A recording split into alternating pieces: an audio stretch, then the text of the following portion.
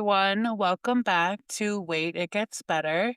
This is episode 18, and today I'll be talking about the nightmares of dealing with human beings while working in a food or retail job. Now, oftentimes I would always wonder what was worse, working retail or working with people's food. Um, I have worked in both food service and retail, and I can tell you either way you look at it, people are ruthless.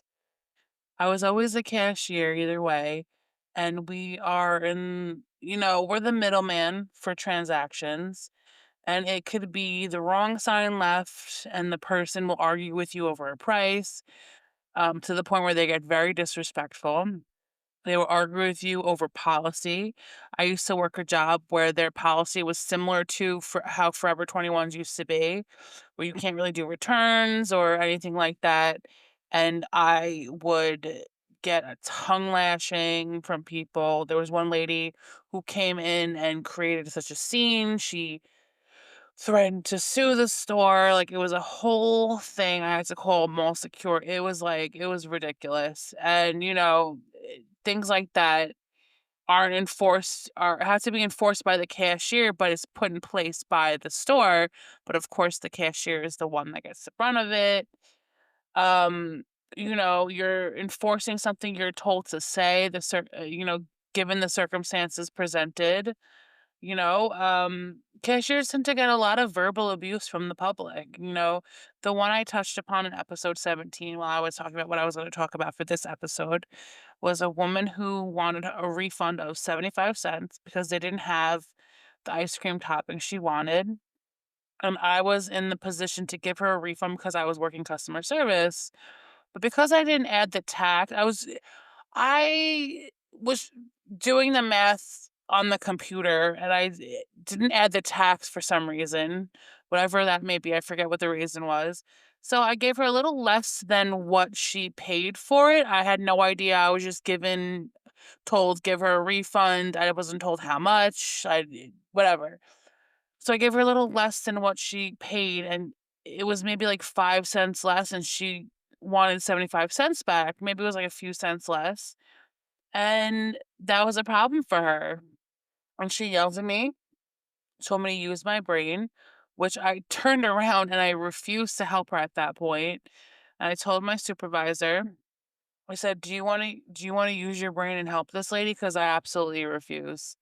Saying that to a mental health advocate with a learning disability is a very loaded thing to say. We are strangers in the situation, and what makes somebody comfortable saying such a thing to me? Now, I see the bigger picture in that comment. As a mental health advocate, I know the brain is the central thing at the root of a person's mental health. And how dare a total stranger think it's okay to say that? And my manager didn't even have a problem with me refusing to help the lady. She understood. Like, that was the one thing. As much as the way I left that job, at the end of the day, like, there was certain situations where she did empathize with us and agree with us on certain things. I've had times where customers were obscenely rude and threw money at me. And sometimes it's the way they hand cashiers money says a lot about how they view you. Like, you're there to serve them, and a simple way of handing you money is their way of dismissing you in a sense. Or it's like, working at my last job, I've witnessed so many customers take advantage of the policy that was put in place. The Leonards are a nice family. I think it's great that they run their business based on the customer always being right. It's their business. They can do what they want. But I will say that, that policy makes it more stressful on the people giving the refunds, you know, but because of the customers, because, I feel like eventually people will come up with the most ridiculous excuses and absurdity to do their returns. I've heard it all at that point, and just to get their money back. And we have to be like, okay, it's okay. Like, at the end of the day, we're like, okay, it's all right, sure, I'll whatever you want. They'll come with a whole story, a whole soap opera, dramatic story, and we're like, okay, it's fine because that's the policy, that's the way they handle their business, which that's great for them. But at the end of the day, like, I, as a person with common sense, not saying they don't have common sense, that's not what I'm saying. What I'm saying is, as a person doing the return for them and giving them their refund, I kind of like read their, like, how they are acting, and I'm like, "Okay, this person is so full of it," but it's whatever. It's the policy, and it is what it is. It's a great honor system to have with customers, and that's why they're, a popular supermarket, and that's why people keep coming back. But as somebody who worked customer service, I've seen it all, I've heard it all. People really do take advantage of kind people, and it is what it is, and, I've seen all the schemes, and there was a frequent returner list of people who just constantly, like, people who just it's ridiculous, the things that I see, and Godspeed to all the people that are still there now that I'm not there. I adore you guys, and Godspeed to you guys and things you've had to deal with. I don't miss that.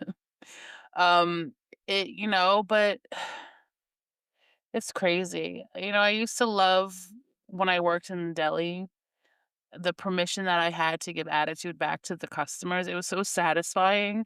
Obviously, I didn't do that at my last job at Stu Leonard's because that is a store. Like, their reputation is in your hands, and you have to, like, kind of just bite your tongue, hold back, and just, that's what I did. But at the deli before Stu Leonard's, um, people would get so disrespectful at 5 a.m. There's no reason for you to raise your voice over the price of a buttered bagel, and I was like, I could give it back to them because I was given permission. I never got in trouble. And one of my last days at that deli leading up to me quitting after the incident, I was so stressed from a personal situation I had with someone I worked with that I was actually talking to, that he was the guy that was stalking me and was stalking me for years at that point, but I knew it at that point, but, like, he quit because it was like, I whatever, but he quit, and I was still in my, like, deluded mindset, like, "Oh, this guy is great." It wasn't until after I left that I realized, but that's besides the point. Let me circle back to, he ended up quitting, so all the hours fell on me, and I was stressed.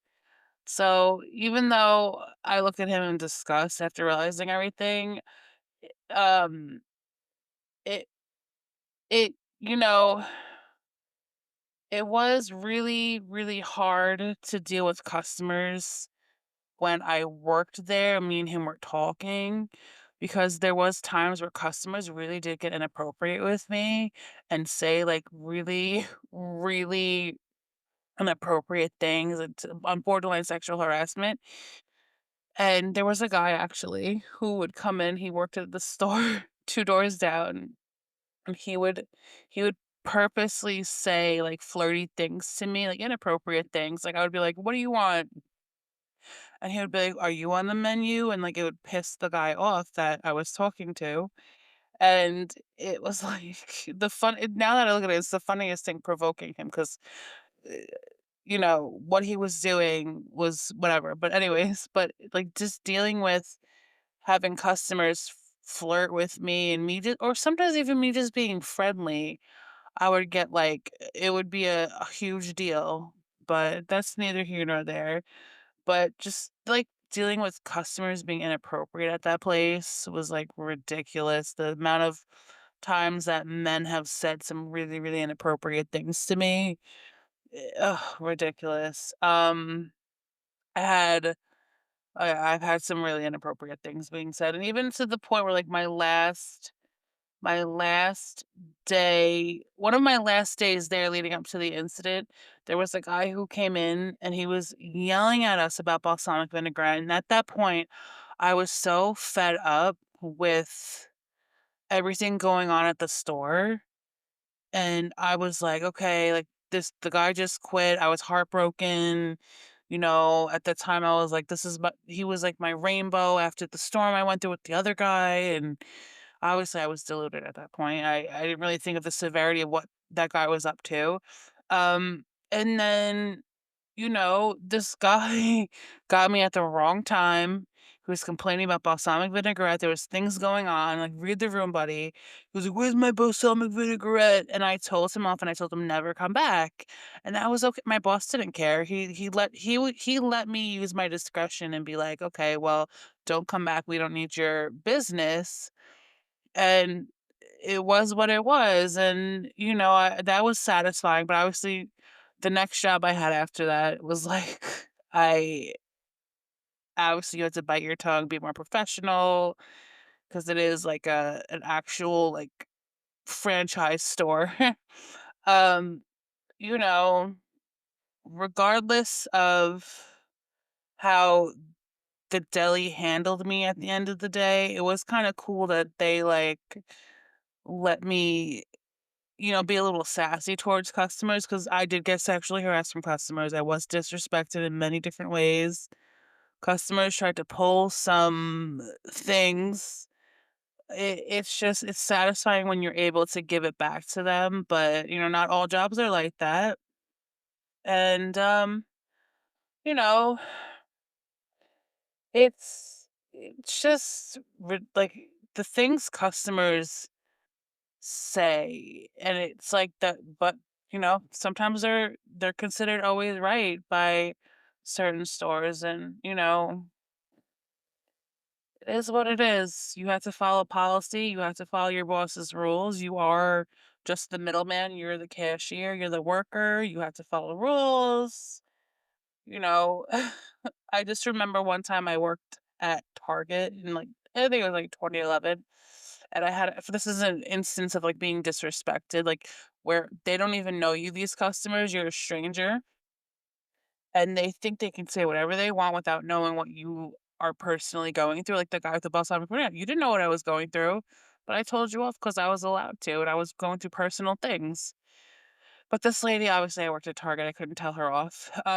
She At the time I wasn't going to school, it was like 2011. I was a year after I graduated high school. I took like a year off from like education because a year prior to that, I was my last few months of high school. I was I think I've spoken about this. I was hospitalized for having a mental breakdown.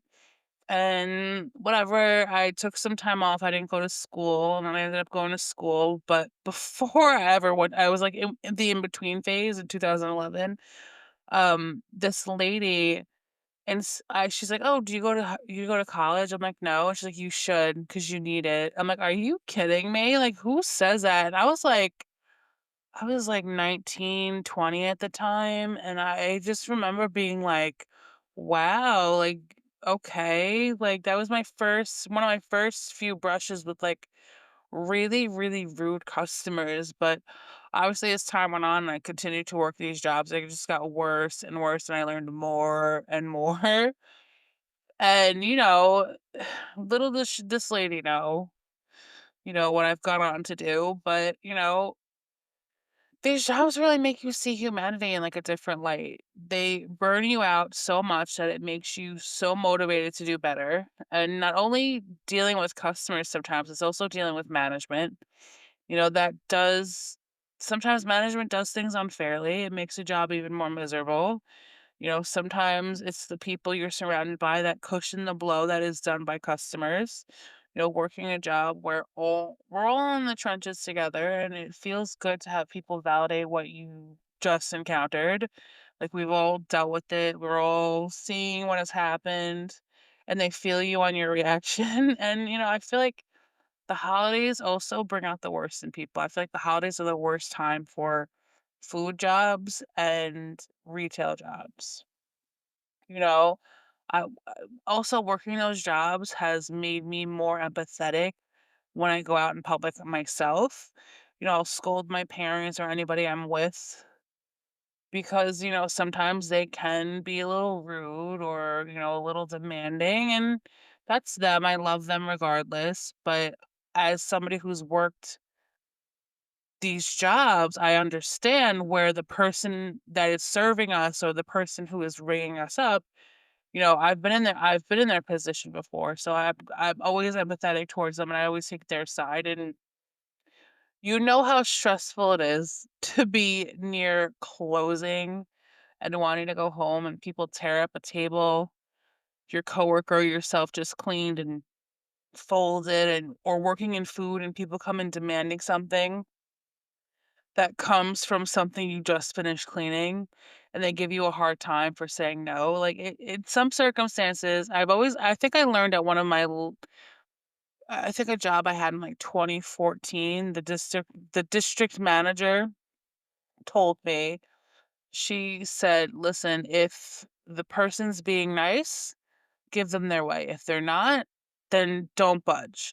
And I've always followed that rule for like jobs that followed, where like, okay, like it's not a big deal if you're being nice, I will be more than accommodating. If you're not, no way.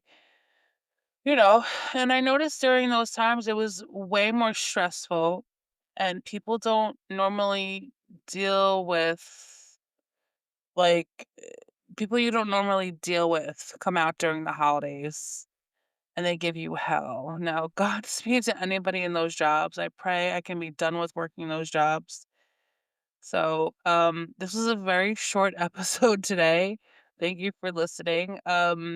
I think episode 19, I think I want to talk about forgiveness.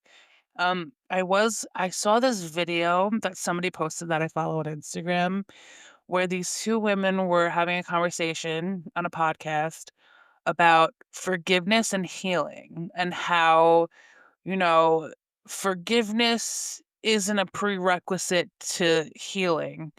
So, like, you can heal, but, like, forgiveness doesn't have to be the first step in that. And I have always, had that ideology where, like, you don't always have to forgive people. I was always pressured into forgiving certain people out of just convenience for the person that was telling me to forgive, or, like, basically also people that were in the Christian religion that were in my life. They were like, "Okay, you have to forgive. God says you have to forgive." And in this video that I watched, they said something that really, really, I was like, wow, like this is what I've been thinking. That like sometimes people in, certain faith-based, you know, like faith-based, I can't even talk, faith-based like circles, they tend to push forgiveness as, a way to heal and things like that, but that's not necessarily, what, is gonna that forgiveness is not necessarily going to make you better. It's because, you could heal, like the girl was saying in the video, like she could break this girl's leg. You could right away say you forgive, but it's gonna come with like a, a whole healing process.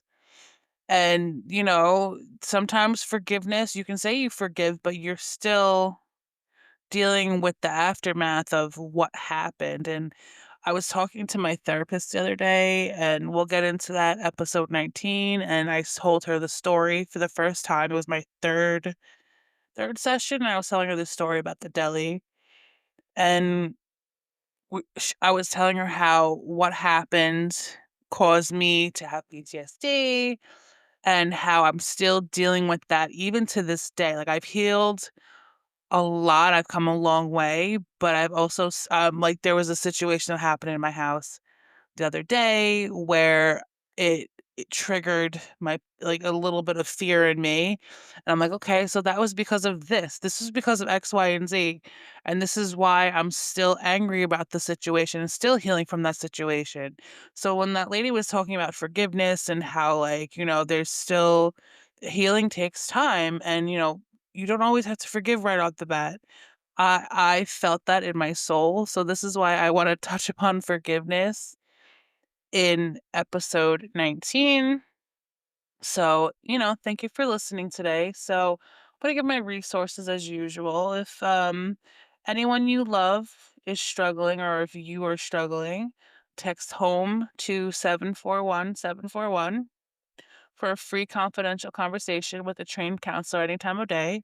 Text or call 988 or use the chat function at 988lifeline.org. So thank you for listening. Bye bye. Stay well, everyone.